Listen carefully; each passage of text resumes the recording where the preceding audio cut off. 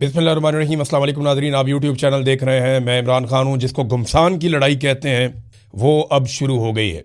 Donald Trump ने एक ऐसा हुक्मनामा दिया है जिसके बाद सूरत हाल मशरिक़ वस्ता की बहुत ज़्यादा ख़राब हो जाएगी, क्योंकि ईरान ने पहले बताया था कि जो हमारे साथ किया जाएगा वही पूरे खित्ते में होगा। ईरान ने कहा था कि अगर हमारी एनर्जी की साइट्स को तबाह किया गया, या हमारी रिफाइनरीज़ को नुकसान पहुँचाया गया, या हमारी उन फैसिलिटीज़ को जिनके ज़रिए से हम तेल निकालते हैं और पहुँचाते हैं उनको तबाह किया गया, तो बाकी खित्ते का भी कुछ नहीं बचेगा। अब ये ईरान ने पहले कह दिया था। अब इस वक्त जो खबर आ रही है वो बड़ी खौफनाक है। डोनाल्ड ट्रंप का पहले अनाउंसमेंट मैं आपको पढ़ के सुना देता हूं। ट्रंप ने कहा कि कुछ देर पहले मेरी हदायत पर अमेरिका की सेंट्रल कमांड ने मशरिक़ वस्ता की तारीखी ताकतवर तरीन बमबारी की कार्रवाइयों में से एक को अंजाम दिया है। यानी सादा बात यह है कि डोनाल्ड ट्रंप ने कहा कि मिडल ईस्ट की तारीख में कभी इतनी खौफनाक बमबारी नहीं हुई जितनी खौफनाक बमबारी अभी मेरे हुक्म पे अमरीकी फौज ने की है। ईरान का एक जजीरा जो है वो ताज कहलाता है, यानी ये बड़ा ख़ास जजीरा है ईरान का। मैं इसके बारे में आपको थोड़ा सा बताता हूँ। जजीरा खर्क इसका नाम है, और ये आबनाए हुर्मुज़ से तकरीबन कोई 300 मील के फासले पर है। यानी अगर आप पर्शियन गल्फ देखें ना, तो जहाँ पे आबनाए हुर्मुज़ है उससे अगर आप पाकिस्तान के अपोजिट साइड पे जाएँ, दूसरे ममालिक जहाँ पे सऊदी अरब है, यूएई है, ओमान है, ऊपर जाके कतर है, इस तरफ अगर आप जाएँ तो आपको यहाँ पे ये जजीरा मिलता है। ये जजीरा खर्क अगर आप नक्शे के अंदर देखें तो ये आपको इस जगह पे दिखाई दे रहा है। ये 300 मील दूर है आबनाए हुर्मुज़ से, और ईरान की जो मेन लैंड है, जो ईरान की मेन सरजमीन है, वहाँ से ये लगभग समुद्री रास्ते से 25 किलोमीटर के फासले पर है। और ये जजीरा तो छोटा सा है, 20 मुरब्बा किलोमीटर इसका जो टोटल रकबा है, यानी इतना बड़ा जजीरा नहीं है, लेकिन ये ईरान के लिए बहुत इंपॉर्टेंट है। मुख्तलिफ आलमी रिपोर्टों के मुताबिक ईरान की ये वो फैसिलिटी है जहाँ से वो पूरी दुनिया को पेट्रोल भिजवाता है।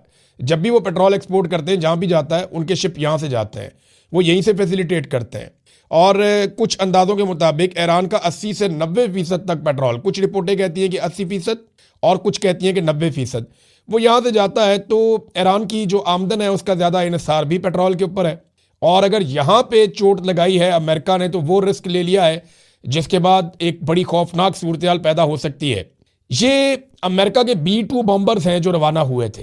इनके 2 मिशन बताए गए थे, और डोनाल्ड ट्रंप ने जब अनाउंस किया तो डोनाल्ड ट्रंप ने बताया कि जनाब मैंने ये कर दिया है, लेकिन साथ ही उसने कहा कि मैंने ऑयल के इंफ्रास्ट्रक्चर को अभी तबाह नहीं किया। लेकिन जब रिपोर्ट आएगी तो पता चलेगा इन्होंने कितनी तबाही की है और किस नौइयत की तबाही की है।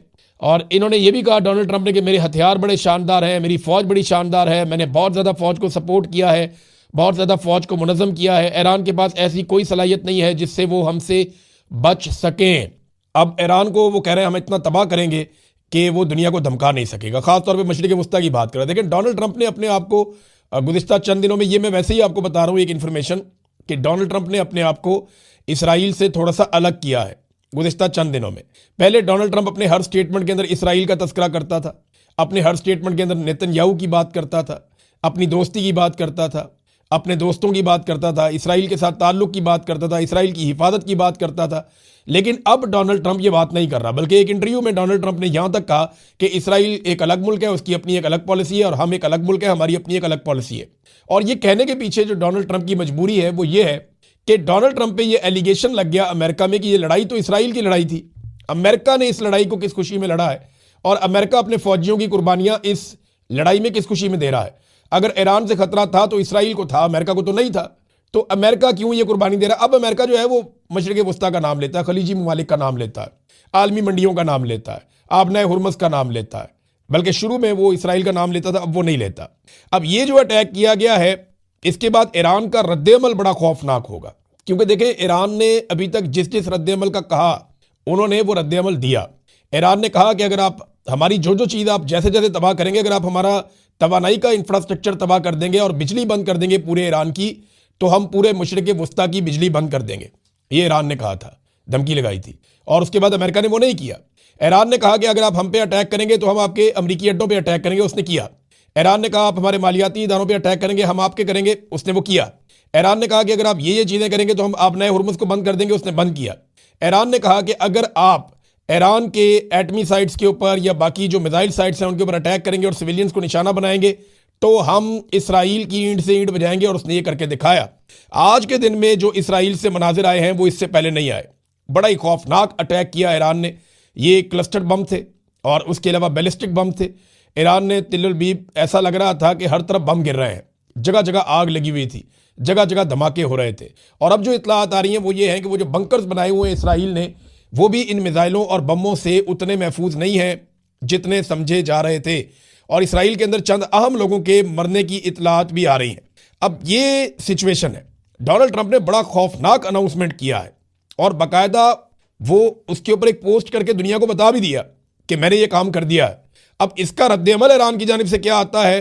अगर ये रद्द-ए-अमल उसी तरह आया जैसे ईरान ने कहा था, तो याद रखिएगा कि पेट्रोलियम मसनूआत की कीमतें बहुत ऊपर जाएंगी और पूरी दुनिया के लिए एक लंबे अरसे के लिए मुसीबत खड़ी हो जाएगी और ये डोनाल्ड ट्रंप के शौक में हो जाएगी, जिन्हें पाकिस्तान अमन का नोबेल इनाम देना चाहता है। अब एक और काम किया अमेरिका ने 10 ऐसे ईरानी शहरी हैं या लीडर्स हैं जिनके ऊपर इनाम रख दिया। अमेरिका ने कहा इन 10 लोगों के बारे में बताएगा, जो भी 10 में से किसी एक के बारे में बताएगा तो 1 करोड़ अमेरिकी डॉलर मिलेंगे, यानी 10 मिलियन अमेरिकी डॉलर का इनाम हर एक के सर पे रख दिया कि हमें बताएं सिर्फ कि ये कहां पे है, इसकी इंफॉर्मेशन दें और हमसे पैसा लें। ये अमेरिकन ने कहा। इसमें जो सबसे टॉप के ऊपर सबसे पहला नाम रखा गया वो आयतुल्लाह मुश्तबा खामनई का नाम रखा गया, जो नए सुप्रीम लीडर हैं ईरान के। अच्छा, इनके बारे में ना अमेरिका के वाइस प्रेसिडेंट ने यह कहा कि नए सुप्रीम लीडर जख्मी है और हम ये बात जानते हैं, जबकि ईरानी हुकाम ने यह बताया कि जी बिल्कुल वो जख्मी है, लेकिन वो अपने दफ्तरी काम कर रहे हैं और मामूली जख्मी है। और उनका एक बयान भी, आपने ऑडियो बयान भी उनका आ चुका है। और ईरान के अंदर जो फैसले आम तरीन वो अपनी शूरा के साथ मिलकर कर रहे हैं। तो ये जेडी वेंस ने कहा कि इससे दबाव पड़ता है ना कि हमें पता है वो जख्मी है, लेकिन जवाब ईरान का आया कि नहीं, वाकई जख्मी है लेकिन वो अपना काम कर रहे हैं, इस पर फिक्र वाली बात कोई नहीं है, क्योंकि लगातार अटैक्स हो रहे हैं। उनमें से किसी एक हमले में आयतुल्लाह मुश्तबा खामनई जो हैं वो जख्मी हो गए थे। अब नाजरीन, इनाम रख दिया एक तो आयतुल्लाह खामनई पे 1 करोड़ डॉलर मिलेंगे, जो बताएगा, इन्फॉर्मेशन देगा। फिर और लोग हैं इनमें जो ईरान की इराकची हैं, उनका भी है और बहुत सारे लोग हैं, उनके नाम है, ये सारे आपको टीवी पे सारा दिन नज़र भी आते हैं और ज़्यादातर लोग जो हैं आप जानते हैं। और 4 लोग ऐसे हैं जिनका अमेरिकन को नाम भी नहीं उन्होंने दिया और ना उनकी तस्वीर है अमेरिकन के पास, लेकिन वो कहते हैं जी हमें इनके बारे में बताया जाए। अब देखते हैं कि ये अमेरिका को इसका फ़ायदा होता है या नहीं होता, क्योंकि इससे पहले तो जो इसराइल का एक नेटवर्क था ईरान के अंदर जासूसी का, उसके ज़रिए से वो पता करवा लेते थे कि कहाँ कहाँ पे कौन कौन है। लेकिन जासूसी का नेटवर्क बहुत बुरी तरह एक्सपोज हुआ है। इन्होंने बहुत सारे लोगों को फांसियां दी थी, पकड़ा था 2025 में भी और 2026 में भी। तो अब शायद वो नेटवर्क वैसे काम नहीं कर रहा, तो इन्होंने फिर इनाम रख दिया सर पे। दूसरी जानिब एक अपील जो है वो ईरानियों ने भी कर दी है। ईरानी फौज ने और हुकूमत ने अपील की है कि हम अपने अरब भाइयों से अपील करते हैं कि वो निशानदेही करें कि 11,000 अमरीकी फौजी कहाँ कहाँ छुपे हैं। उन्होंने ये कहा कि जब हमने अटैक शुरू किए अमरीकी अड्डों पर, तो एक पॉलिसी के तहत अमरीकी फौजियों को निकाल कर आबादी वाले इलाकों में छुपाया गया, उन्हें निजी होटलों में और निजी जगहों पे मुंतकिल किया गया और वो हमारे अरब भाइयों को ढाल बनाना चाहते हैं। तो हमारी गुजारिश है कि उन्हें किसी जगह पे अरब भाई पनाह ना दें और उनके बारे में हमें आगाह करें कि ये कहाँ कहाँ छुपे हैं, ताकि इन्हें निशाना बनाया जा सके। अब एक तरफ एक अपील की है अमेरिका ने और दूसरी तरफ एक अपील कर दी है ईरान ने भी। एक खबर और है इसके साथ आप जोड़ के देख लें, वो ये है कि बहुत बड़ी तादाद में मजीद फोर्सेस को पहुंचाने की तैयारी की जा रही है गल्फ में, यानी खलीजी इलाकों में। और डोनाल्ड ट्रंप ने इस वक्त जो इतला आई है उस इतला के मुताबिक लगभग एक मजीद जंगी बेड़ा वो जा रहा है, अमरीकी मरीन्स की एक बड़ी तादाद जा रही है, को 5,000 अमरीकी फौजी जो है वो इस खित्ते में मजीद पहुंचाए जाएंगे। और इसके अलावा एयरफोर्स और बहरी जहाज, ये सारी चीज़ें वहाँ पे वो करीब लेकर जा रहे हैं और उनका ये कहना है कि वो ईरान के ऊपर मजीद हमले करना चाहते हैं। अब अमेरिका के अंदर शदीद मुखालफत हो रही है, तो डोनाल्ड ट्रंप इतना बड़ा रिस्क कैसे ले सकता है? क्या वाकई वो अपनी फौज को ईरान की सरजमीन पे उतारना चाहते हैं? क्योंकि देखें, यूरेनियम के हवाले से उनके पास कोई मनसूबा है नहीं। ईरान के पास जो तैयार यूरेनियम है जिसको वो एटम बम बनाने में इस्तेमाल कर सकता है, लगभग 450 किलो उनके पास है। इस पे पुतिन ने एक ऑफर दी है डोनाल्ड ट्रंप को। जो रूसी सदर है उन्होंने डोनाल्ड ट्रंप को कहा कि हम ये यूरेनियम उठाकर रशिया ले जाते हैं अगर आपको प्रॉब्लम है तो डोनाल्ड ट्रंप ने कहा नहीं जी ये नहीं होगा। ये ऑफर डोनाल्ड ट्रंप ने मुस्तरद कर दी और ईरान से तो भी बात ही नहीं हुई इस बारे में।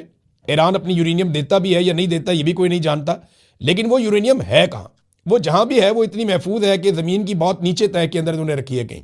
देखिए, अमेरिका का जो सबसे बेहतरीन बमबार तैयारा है वो B-2 बम्बर तैयारा, B-52, ये तैयारे हैं। इनके जो बम है वो स्ट्रक्चर्स को तोड़ देते हैं और वो बंकर तोड़ देते हैं बंकर बस्टर्स हैं, यानी वो जाते हैं और जाकर जो जेर जमीन स्ट्रक्चर बने हुए हैं उनको तोड़ देते हैं।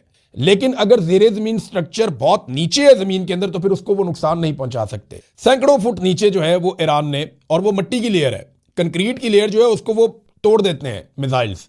मिट्टी की लेयर के अंदर घुसना वो बहुत मुश्किल होता है, और जो मिट्टी है या जो कुदरती जो अवामिल हैं उनके अंदर से गुजरना बम का इतना आसान नहीं होता। जो कंक्रीट का स्ट्रक्चर होता है उसको तोड़ने के लिए बम डिजाइन किया जाता है। तो अब जो बम्स हैं वो भी वहां तक नहीं पहुंच पा रहे जहां पे ईरान ने अपने मिसाइल्स, अपने ड्रोन्स या अपना जो उनके पास एटम बम बनाने की सलाहियत का जो सिस्टम है या जो उनके पास यूरेनियम है उसको जहां रखा हुआ है वहां अमेरिका की एक्सेस नहीं हो पा रही। उन्हें जमीन पे उतरना पड़ेगा, जमीन पे आना पड़ेगा। क्या अमेरिकन इसके लिए तैयार हैं? क्योंकि ईरानी तो कह रहे हैं कि जमीन पे उतरे तो हम इनके साथ लड़ाई करेंगे, हम तो इनका इंतजार कर रहे हैं 50 साल से। और ईरानियों ने ऐसा लगता है बड़ा लंबा अरसा तैयारी की है इस जंग की। जिस तरीके से उन्होंने मिसाइल मारे, इस पर फाइनेंशियल टाइम्स की एक रिपोर्ट आई है। ये रिपोर्ट जरा आप देखें। इस रिपोर्ट के मुताबिक ईरान के जवाबी हमले ने अमरीकी हुकाम को हैरान कर दिया और हिला कर रख दिया। तेहरान ने खलीजी ममालिक पर 3000 से ज्यादा मिसाइल और ड्रोन दागे हैं, 3000 से ज्यादा, जबकि इसराइल की तरफ से सैकड़ों का इस्तेमाल किया गया है। अमरीकी ऑफिसर जो हैं मिलिट्री के और साबिक ऑफिसर, वो ये कह रहे हैं कि ईरानियों ने बहुत कम वसाइल से बहुत ज्यादा कुछ करने का कारनामा सरंजाम दे दिया है, जिसकी मिसाल बहुत कम मिलती है। सस्ते शहीद ड्रोन ने रेडार, बंदरगाहें, फौजी अड्डे और तेल की तनसीबात को निशाना बनाने में बड़ा जबरदस्त किरदार अदा किया है। अमरीकी हुकाम अब मान रहे हैं कि हमने ये नहीं सोचा था कि ईरानी इस तरह का रद्द अमल देंगे। और अभी एक और बहुत बड़ा नुकसान हो गया, और ये नुकसान हुआ है सऊदी अरब में। सऊदी अरब के प्रिंस सुल्तान एयरबेस पर अमेरिका के जहाज खड़े हुए थे, और ये वही जहाज हैं जो रीफ्यूलिंग करते हैं जहाज़ों में, और बड़े कीमती जहाज हैं ये। इससे पहले आपको याद है ना कि एक दिन पहले इराक के अंदर इन्होंने कहा जी एक हादसा हो गया और 2 जहाज आपस में टकरा गए। एक को लैंड कर लिया गया, वो उसको ज़्यादा नुकसान नहीं हुआ, दूसरा तबाह हो गया, उसके अंदर 6 अमरीकी सवार थे, वो 6 के 6 मारे गए। अब ये तो अमेरिका मान रहा है कि उनका ये नुकसान हुआ, लेकिन इसी तरह के 5 जहाज जो हैं वो तबाह हो गए हैं, कुछ मुकम्मल और कुछ जुज़वी तौर पे, और ये रीफ्यूलिंग करने वाले तैयारे थे। और इसके ऊपर जो रिपोर्ट दी है वो रिपोर्ट दी है वॉल स्ट्रीट जर्नल ने। वो ये बता रहे हैं जनाब कि एयरफोर्स के तैयारों को नुकसान पहुंचा है, और ये वो तैयारे हैं जो रीफ्यूलिंग का काम करते हैं बाकी तैयारों के लिए। अब नाज़रीन, डोनाल्ड ट्रंप की परेशानियां ना एकदम लगातार बढ़ती चली जा रही हैं। उसकी वजूहात मैं आपके सामने रख देता हूं। सबसे पहले तो यह है कि एक वाकया ऐसा हुआ कि डोनाल्ड ट्रंप का जो वजीर खजाना है अमेरिका का, सेक्रेटरी खजाना आप इसे कहते हैं, स्कॉट बेसेंट, ये एक इंटरव्यू दे रहा था। लाइव इंटरव्यू में अचानक से इसे आवाज़ आती है कि डोनाल्ड ट्रंप आपसे बात करना चाहते हैं, और डोनाल्ड ट्रंप ने, सदर ने आपको बुलवाया है। तो ये जब सदर को मिलकर आया और वापसी पर आकर बैठा तो पहला क्वेश्चन सदर से मुलाकात के हवाले से किया गया कि क्या वो ठीक है। तो इसमें ये जो सेक्रेटरी खजाना है ये बहुत ज़्यादा घबराया हुआ था, और इसकी आवाज़ में काफ़ी लर्जिश थी, यानी वो कॉन्फिडेंस ही नहीं था। अगर वो आप सुने इंटरव्यू का हिस्सा निकाल के, तो मैंने सुना वो एक नॉर्मल आदमी लग ही नहीं रहा था, ऐसा लग रहा था कि बहुत शदीद परेशान है। ये चीज़ें बताती हैं कि सदर के आसपास बड़ा टेंशन का माहौल बना हुआ है और चीज़ें नॉर्मल नहीं है जिस किस्म के हमले वो कर रहे हैं। फिर नेतन्याहू के हवाले से अफवाहें आ रही हैं कि नेतन्याहू पता नहीं कहाँ चला गया। अब नेतन्याहू इसराइल में तो मौजूद नहीं है, ये तो बहुत सारे सोर्सेज कह रहे हैं, और कोई दावा नहीं करता कि वो इसराइल में है। ये कहा जाता है कि नेतन्याहू या तो हवा में ट्रैवल करता रहा है पिछले दिनों, या अब किसी और जगह पे, महफूज जगह पे चला गया है। और नेतन्याहू की एक जो वीडियो आई है उसके बारे में कहा जा रहा है कि ये नेतन्याहू है ही नहीं, ये आर्टिफिशियल इंटेलिजेंस है। और बाद लोग बड़े वसूख से दावा कर रहे हैं कि इसमें इसकी कभी 6 उंगलियां नजर आती हैं, कभी 5 नजर आती हैं, और दांतों का डिजाइन और बाकी चीजें। तो वो उसको एक आर्टिफिशियल इंटेलिजेंस की कार्रवाई करार दे रहे हैं। ये तो बहुत आगे है ना, अमेरिका और इसराइल तो बहुत आगे है इस टेक्नोलॉजी में, हम लोग तो भी बहुत पीछे हैं, बहुत, वो हमसे कई साल आगे हैं, बहुत आगे हैं। तो अब ये दावा किया जा रहा है, लेकिन देखें अभी तक ये अफवाहें हैं, इनकी कंफर्मेशन नहीं दी जा सकती। फिर डोनाल्ड ट्रंप के लिए एक और जो बहुत बड़ा इशू है वो इशू है एप्स्टीन फाइल्स का। अब इसमें इल्हान उमर, आप जानते हैं खातून को, और ये बड़ी शानदार पॉलिटिशियन है, अमेरिका से इनका ताल्लुक है। उन्होंने एक स्टेटमेंट दिया है। उन्होंने कहा जी कि एप्स्टीन फाइल्स में डोनाल्ड ट्रंप का नाम 38,000 मरतबा आया है। अंदाजा करें आप, एक आदमी का 38,000 मरतबा नाम आ गया एप्स्टीन फाइल्स में। और आप सब जानते हैं ये फाइल्स क्या हैं। ये मासूम और कम उम्र लड़कियों के साथ जुल्म और ज्यादती की एक पूरी दास्तान है। दुनिया के अमीर तरीन और ताकतवर तरीन लोग अपनी अयाशी के लिए मुंह काला करते रहे, ये वो दास्तान है। मैं इससे ज़्यादा क्या बताऊंगा आपको, लेकिन ये चीज़ है कि 38,000 मरतबा डोनाल्ड ट्रंप का उसमें नाम आया। और वो कहती हैं कि आप कह सकते हैं कि ट्रंप पेडोफाइल्स प्रोटेक्शन पार्टी का सरबराह है। ये इल्हान उमर ने, ये कांग्रेस वुमन है, इन्होंने डोनाल्ड ट्रंप के खिलाफ ये बात की और पूरे अमेरिका के अंदर इस वक्त ये एक तासुर है कि डोनाल्ड ट्रंप ने ये जो जंग शुरू की है इसकी वजह एप्स्टीन फाइल से तवज्जो हटाना है। फिर जो ईरान में बच्चियों के कत्ल वाले मामले पे डोनाल्ड ट्रंप ने झूठ बोला ना, वो गले पड़ गया। अब हर तरफ से ना सिर्फ मीडिया पे ये सवालात हो रहे हैं बल्कि सियासतदान भी ये कह रहे हैं कि अमरीकी सदर कैसे झूठ बोल सकता है। जब अमरीकी वजीर दिफा से या बाकी लोगों से पूछा जाता है कि कितने अमरीकी फौजी मारे गए अब तक इस लड़ाई में या कितने जख्मी हुए, नुकसान बता दो, तो वो उसके बारे में नहीं बता रहे। फिर हालत डोनाल्ड ट्रंप की ये हो गई है कि ईरान की फुटबॉल टीम को धमकी लगा दी, कहते नहीं वेलकम करता हूं ईरानी टीम को, लेकिन मुझे नहीं लगता कि वो अपनी हिफाजत के पेश नज़र यहां पे आएंगे। अब अंदाजा करें आप कि अमरीकी सदर को ये दावा करना चाहिए था कि ईरानी टीम खुलकर आए, हम उसको प्रोटेक्शन देंगे, और यही एक बड़े लीडर की निशानी होती है। लेकिन अमन के नोबेल इनाम के हकदार लीडर ने यह कहा कि फुटबॉल की टीम को भी धमकी लगा दी। यानी खेलों को तो आप दूर रखते हैं जंग से, सियासत से, लेकिन फुटबॉल टीम को भी धमकी लगा दी डोनाल्ड ट्रंप ने। ये हालात हैं। अब आ जाए नाज़रीन, पाकिस्तान के अंदर एक वाकया हुआ है और इसमें 2 ड्रोन्स रावलपिंडी में मार गिराए गए। पहले इतला आती है कि कुछ खैबर पख्तूनख्वा के अंदर ड्रोन्स हैं, उनके ऊपर फायरिंग वायरिंग हो रही थी। खैबर पख्तूनख्वा में लकी मरवत में दहशतगर्दी का बड़ा अफसोसनाक वाकया भी हुआ, 7 अफराद जाँ बहक हुए, और ये रूटीन बनती जा रही है बलूचिस्तान में और खैबर पख्तूनख्वा में दहशतगर्दी बढ़ती जा रही है, क्योंकि दहशतगर्दों को बाई डिज़ाइन लाकर पाकिस्तान में बसाया गया है। और ये काम पाकिस्तान की जर्नैलों ने किया था, जनरल बाजवा ने और जनरल नदीम अंजुम ने ये डिज़ाइन किया था। जनरल फैज़ भी एक दौर में इसका हिस्सा था। इमरान खान ने मना किया तो इमरान खान की हुकूमत गिराकर शहबाज शरीफ के जरिए से दहशतगर्दों को पाकिस्तान में ले आए, अब भुगत रही है पूरी कौम। तो मामला यह है कि ये जो 2 ड्रोन रावलपिंडी तक पहुंचे, ये रावलपिंडी तक आए कैसे? इनकी रफ्तार कोई जेट तैयारे जितनी तो नहीं है, ये इतना तेज तो नहीं आता। रास्ते में बहुत सारे एसेट्स हैं, बहुत सारी चीज़ें हैं। ये एयरपोर्ट पे गिर सकते थे, ये किसी जहाज़ को निशाना बना सकते थे, ये किसी और तनसीब को निशाना बना सकते थे। ये यहाँ तक पहुंचे कैसे? पहला सवाल तो ये है। और ये आए कहाँ से? दूसरा सवाल ये भी है, अभी तक सिक्योरिटी फोर्सेस ने ये नहीं बताया। देखिए, पाकिस्तान का मीडिया तो फितनातुल हिंदुस्तान डायरेक्ट चला देता है ना, वो तो आसरा ही नहीं करता। उनको तो ऑर्डर दिया हुआ है जनाब, जो भी चीज़ हो पाकिस्तान में पटाखा चले फौरन आपने खाते में डाल। लेकिन मामला ये है कि कोई कंफर्मेशन तो आए ना, बताया तो जाए इसके पीछे कौन है, तंजीम कौन सी है। दाइश वाले हैं, अलकायदा वाले हैं, तहरीक तालिबान पाकिस्तान है, तहरीक तालिबान अफगानिस्तान है, कौन है इसके पीछे? जो भी है उसका फिर नाम लिया, इसके पीछे इसराइल है, मुसाद है, कौन है? नाम लेना चाहिए ना, रॉ है इसके पीछे। तो ये पाकिस्तान की सिक्योरिटी फोर्सेस की रिस्पॉन्सिबिलिटी है। एक तो ये इंटेलिजेंस का फेलियर होता है बार बार, और ये इस तरह ड्रोन रावलपिंडी तक पहुंच जाएं तो बड़ा अफसोसनाक है। लेकिन ये ड्रोन इतने वो काबिल ड्रोन नहीं थे, फारक किस्म के ड्रोन थे, तो इनका कोई तया पहुंचा करना मुश्किल नहीं था। तो ये 2 ड्रोन गिरा दिए गए हैं। इनके पीछे कौन है, जिम्मेदारी किसकी है, इसके बारे में अभी तक कोई इतला नहीं आई। अच्छा, ख्वाजा आसिफ ने इमरान खान को ताना दिया है कि इमरान खान ने अमेरिका और इसराइल के खिलाफ अभी तक कोई स्टेटमेंट नहीं दिया। ख्वाजा आसिफ साहब, 20 दिसंबर को इमरान खान साहब की आखिरी मुलाकात हुई थी और उनका ट्वीट आया था। ये जंग शुरू हुई है 28 फरवरी को, यानी इमरान खान साहब की आखिरी मुलाकात होने के भी 2.25 महीने के बाद ये जंग शुरू हुई है। तो इमरान खान इस पर स्टेटमेंट कैसे दे दे? इमरान खान का तो लगभग कोई 2.5 महीने हो गए, 2.25 महीने हो गए, कोई एक स्टेटमेंट बाहर नहीं आया। वो इसके ऊपर स्टेटमेंट कैसे दे दे? अखबार उसको नहीं मिलता, टीवी उसको नहीं मिलता, तो वो कैसे इसके ऊपर स्टेटमेंट दे दे? माजी में उसने हमेशा स्टेटमेंट दिया, खुलकर स्टेटमेंट दिया। लेकिन सवाल ये पैदा होता है कि आपका लीडर नवाज शरीफ तो बाहर है, अखबार भी पढ़ता है, टीवी भी देखता है और सांस भी लेता है, बेहतरीन है, अपने रिश्तेदारों से, पार्टी वालों से मिलता भी है और शानदार जिंदगी गुजार रहा है। तो जो आपका लीडर है उसने अमेरिका को, डोनाल्ड ट्रंप को अभी तक तनकीद का निशाना क्यों नहीं बनाया? आपके लीडर ने अभी तक इसराइल को बराह रास्त तनकीद का निशाना क्यों नहीं बनाया? और शहबाज शरीफ ने अभी तक बोर्ड ऑफ पीस से निकलने का फैसला क्यों नहीं किया? और शहबाज शरीफ ने अभी तक अमेरिका और डोनाल्ड ट्रंप को तनकीद का निशाना क्यों नहीं बनाया?